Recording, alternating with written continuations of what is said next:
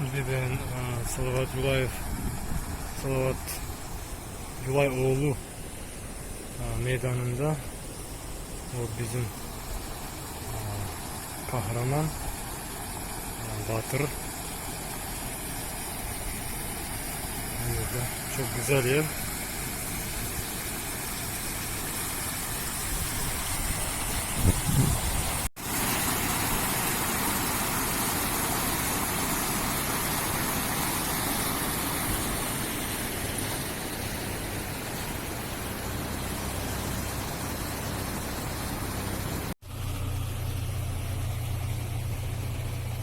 Çocuklar için tren.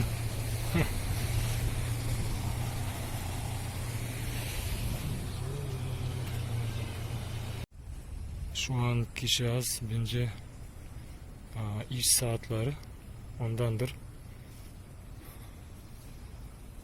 Kişi az ve sıcak biraz. Belki sonra kişi çok olur. Bu ise Salavat Yulayoğlu için anıt. Onun anıtı. Burada güzel manzara görünüyor.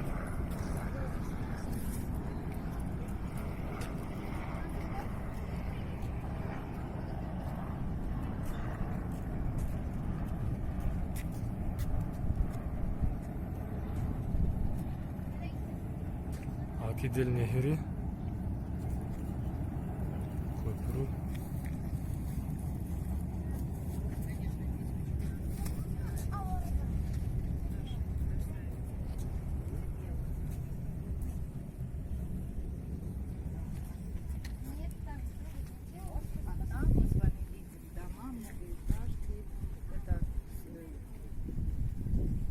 Это один из микрорайонов нашего. А вообще это административный район, дом, один из районов нашего.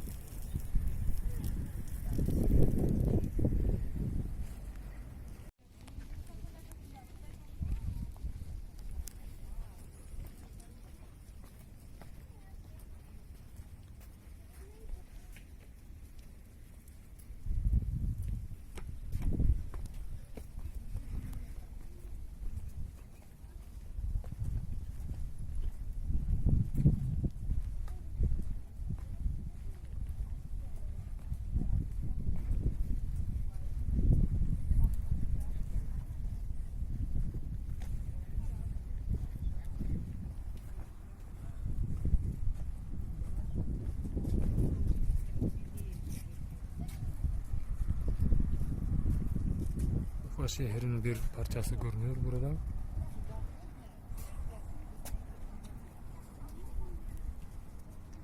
Burada arabalar için köprü. Ve burada tren için köprü.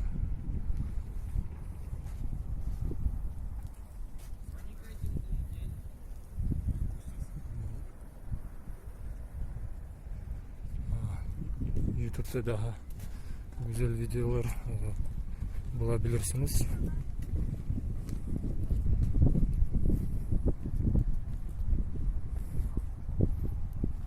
Benim kameram çok iyi değil. Telefon.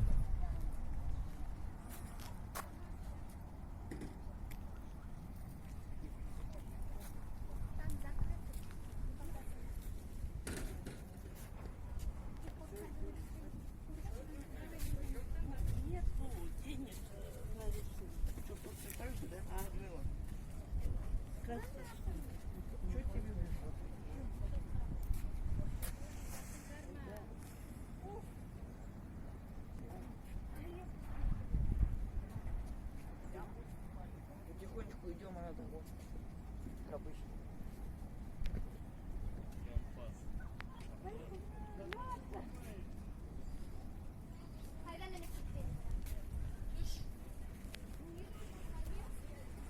Daha biraz çekeyim de.